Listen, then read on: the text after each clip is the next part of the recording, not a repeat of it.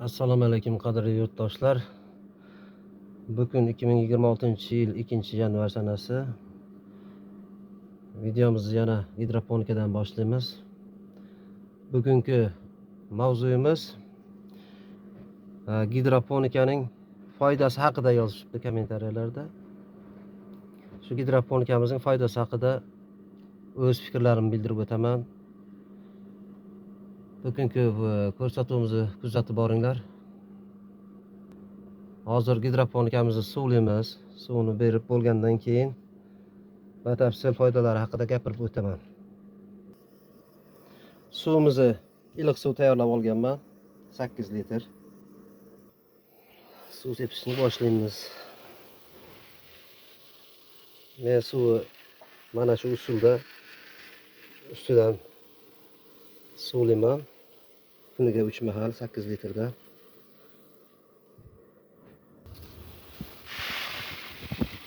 Buning samarasi albatta men uchun yaxshi samara beryapti hozir. Chunki hech qanday o'zgartirish kirgizganim yo'q. Nima uchun deganda ham bug'doylarim ko'karishi, bir tekis ko'karib, yaxshi o'zgarishi yaxshi anchagina. O'shaning uchun hech qanday suvni ham ko'paytirganim yo'q. Yoki sovuq suv berganim yo'q. Mana bu bug'doyimiz esa ana hozirgina 2 sutkaga dimlanib qo'yib, endi podonga yozdirib qo'ydim. Xudo xolasa ko'karish jarayoni boshlaydi. Hozir ustini plastik bilan berkitib qo'yaman. 2 sutka plastik tagida turadi. Mana gidroponikamizni ham sug'orib oldik. Endi gidroponikamizning foydalariga kelsak, asosan gidroponika oqsilga boy chorva mollari va parrandalarga tez hazm bo'ladigan mahsulot hisoblanadi. Sog'in sigirlarda sutida o'zgarish bo'ladi gidroponika yegan chorvalaring. Chunki qish oyida yemimiz, o't xashagimiz quruq bo'lganligi uchun mollarimizning suti suyuq bo'ladi. Yog'i kam bo'ladi sutining. Gidroponika yegan sigirlarning sutida farqi bo'ladi. Suti quyuqlashadi. Mana o'zimda sigirim bor.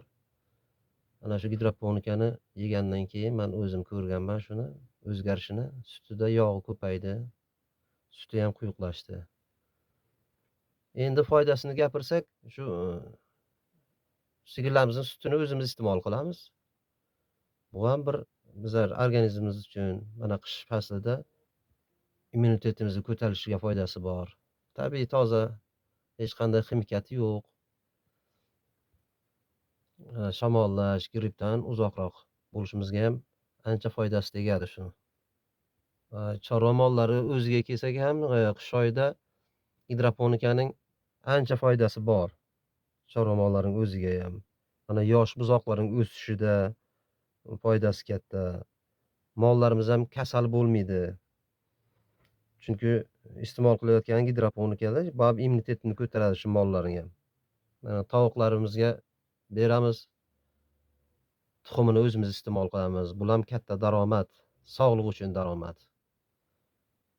Chunki tabiiy toza mahsulot. Agar e'tibor bergan bo'lsangizlar, aziz chorvadorlar, chorvalarimiz yoz payti, bahor payti, mana shu yashillik payti mollarimiz kasal bo'lmaydi. Uncha-munchaga kasal bo'lmaydi. Kayfiyati ham zo'r bo'ladi mollaring. Qish fasliga kelib e'tibor bersangizlar, mollarda har xil yuqumli kasalliklar paydo bo'ladi. Mana shu yil ham hamma chorvadorlar biladi, buni yaxshi biladi. Juda ko'p mollarimiz kasal bo'lib, qanchasi shunday isrof bo'lib ketdi. Buning sababi qish fasliga kelib chorvalarimiz quruq yem xashak yeydi. Chunki oqsilga boy emas. Shuning hisobidan bo'lsa kerak deb o'ylayman. Gidroponikani qurishimdan asosiy maqsadim ham shu edi.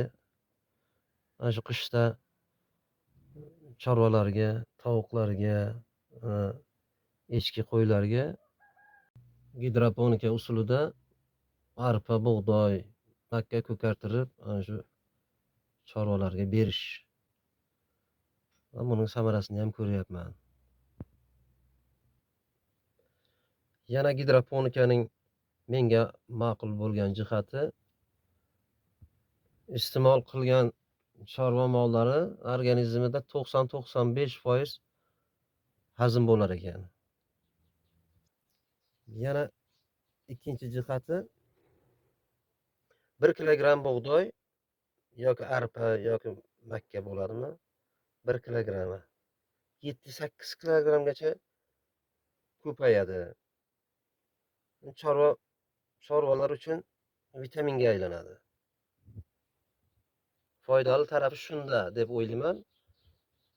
Misol qilib aytsam, 5 kilogramm bug'doyni 7 ta qaramolga bersak, 700 grammdan to'g'ri keladi. Buni gidroponikada o'stirsak, har birtasiga 3 kilogramm, 3,5 kilogrammdan to'g'ri keladi 7 ta qaramolga. Mana shu foydasi shu deb o'ylayman. Yana buning ichidan o'tib ketmaydi bug'doy, hazm bo'lmas. Yana sanayversak, gidroponikaning chorva mollari uchun foydasi ko'p albatta. Endi mana shu gidroponikamizdan hozir chorva mollarimizga beramiz. Kuzatib boringlar. Ho'kizimizga ham kechki atalasini berdik. Hozir yeb bo'lgandan keyin ana gidroponikamizni olib chiqdik. Undan kesib chorvalarimizga beramiz hammasiga.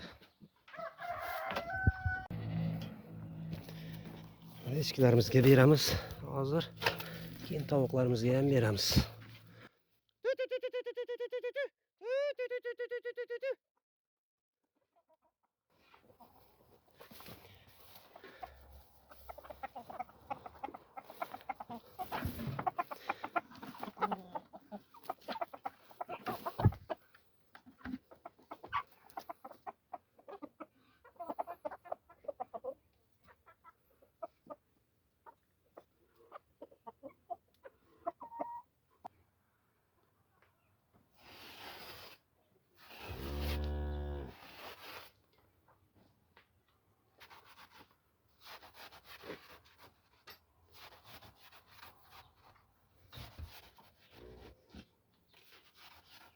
Basta.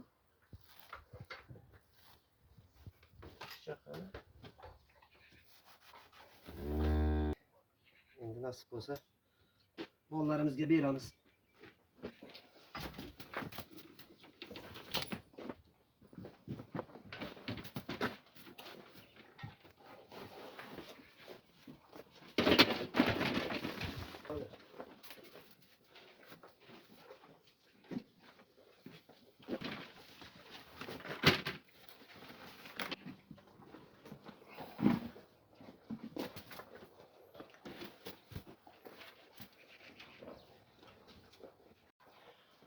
Shuning bilan efirimni yakunlayman. Videomizda xato kamchiliklar bo'lsa uzr so'rayman. Kanalimga obuna bo'linglar. Podpisatsiya tugmachasini bosib qo'yinglar va kuzatib boringlar. Sog' bo'ling, salomat bo'linglar.